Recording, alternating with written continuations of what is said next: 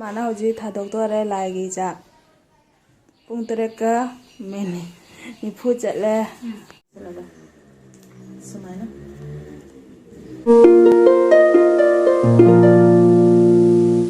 Hi everyone, happy Cherauba mayam punama happy Cherauba ado ngasigi mathen sidi hawai thongba ma leire papora ma leire ngauthong ma leire bora am leire alu ga pulei ga ma metbam leire karo khabi ga chana ga ma ngauba ma leire asini aina ngasi chajarak doise ngasai na taina loramam ni siga Ising ana kido hui ga hana asengba lagi thadong na paise ga leire thangona sum khatang tani hape do jam hapu no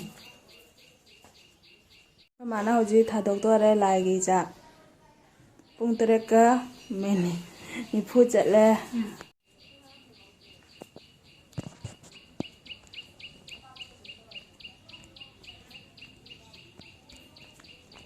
Tam chalo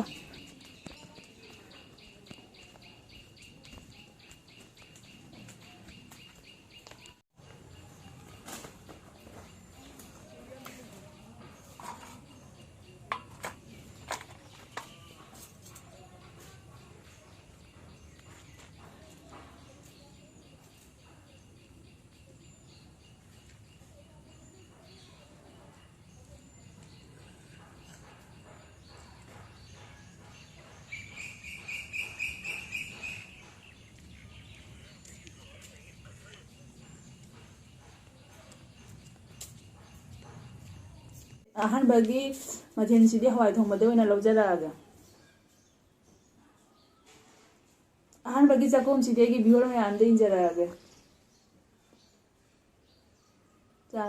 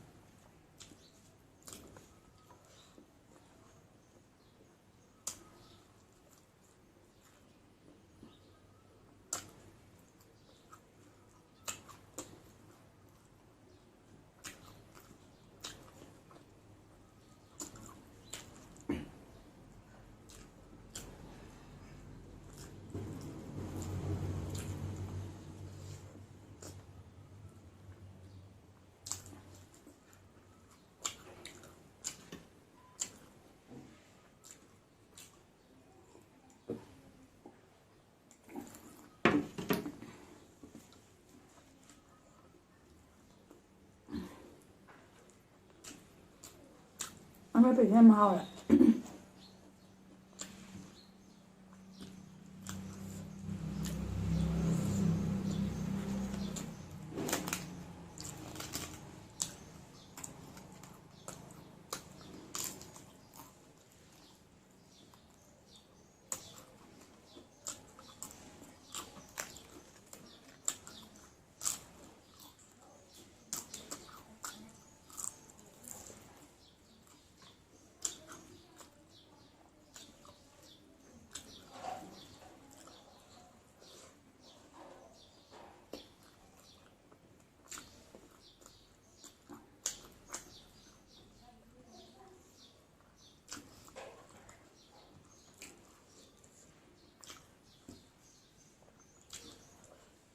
ꯏꯟꯖꯥꯡꯁꯤꯡ ꯃꯊꯦꯜꯁꯤꯡꯁꯦ ꯊꯤꯟꯅꯔꯝꯃꯦꯕꯀꯣ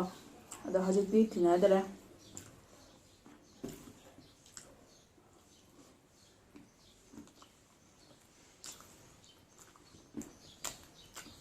ꯍꯩ ꯂꯥꯏꯔꯨꯛꯇ ꯑꯣꯏꯅ ꯊꯤꯟꯅꯔꯦꯕ ꯇꯟ ꯍꯧꯔ ꯈꯣꯠꯂꯒ ꯇꯧꯕꯗꯣ ꯁꯟꯗꯥꯒꯤ ꯑꯗꯨꯒ ꯀꯠꯄꯗꯨꯒ ꯑꯣꯏꯅ ꯊꯤꯟꯅꯔꯦ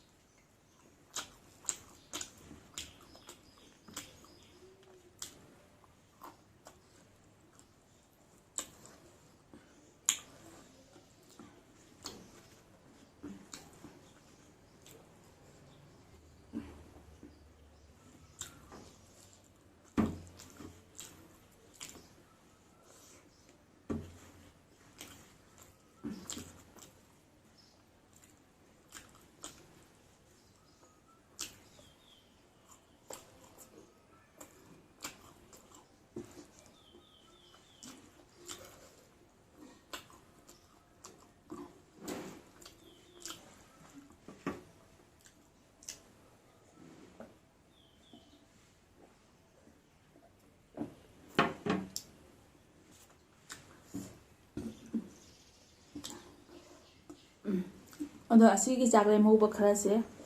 ꯑꯁꯤꯁꯦ ꯑꯩꯈꯣꯏꯒꯤ ꯆꯥꯛ ꯇꯣꯛ ꯂꯣꯏꯔꯒ ꯁꯖꯤꯕꯨꯗ ꯇꯧꯅꯕꯅꯦꯕ ꯍꯤꯟꯖꯥꯡ ꯈꯔ ꯍꯥꯞꯄꯅꯤꯁꯨ ꯃꯊꯦꯜꯁꯤꯡꯁꯦ ꯈꯔ ꯍꯥꯞꯄꯒ ꯑꯩꯈꯣꯏ ꯁꯪꯒꯣꯏ ꯃꯇꯣꯟꯗ ꯊꯥꯗꯣꯛꯏꯑꯕ ꯑꯗꯣ ꯀꯖꯦꯡ ꯀꯔꯤ ꯀꯩꯅꯣ ꯍꯥꯏꯅ ꯎꯆꯦꯛ ꯀꯔꯤ ꯀꯩꯅꯣꯗꯣ ꯍꯥꯏꯔꯒ ꯊꯥꯗꯣꯛꯏꯑꯕ ꯑꯗꯣ ꯁꯤꯁꯦ ꯊꯥꯗꯣꯛꯎꯔꯅꯤ ꯃꯊꯦꯜ ꯄꯨꯝꯅꯃꯛ ꯍꯥꯞꯄꯒ ꯊꯥꯒꯦꯔꯦ ꯑꯃꯦꯠꯄꯤ ꯍꯥꯞꯄꯦ ꯍꯤꯟꯖꯥꯡ ꯍꯥꯞꯄꯦ ꯑꯈꯥꯕ ꯍꯥꯞꯄꯦ ꯑꯉꯧꯕ ꯍꯥꯞꯄꯦ ꯕꯣꯔꯥ ꯍꯥꯞꯄꯦ ꯄꯥꯐꯣꯔ ꯍꯥꯞꯄꯦ ꯁꯤ ꯊꯥꯗꯣꯛꯎꯔꯅꯦꯕ ꯃꯌꯥꯝ